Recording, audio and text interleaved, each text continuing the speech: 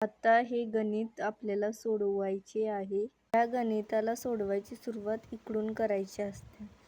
पहिल्यांदा आपण बघूया 125 कोणाचा घन आहे. तर 125 आहे 5चा घन.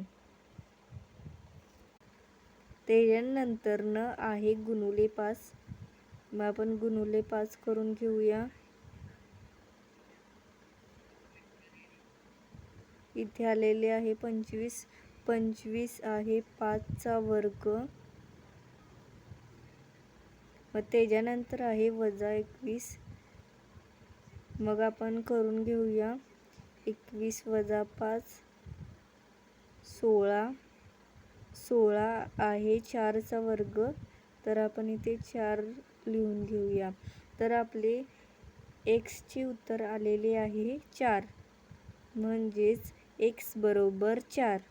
या प्रकारची अजून काही उदाहरणे हवी असतील तर कमेंटमध्ये नक्की सांगा.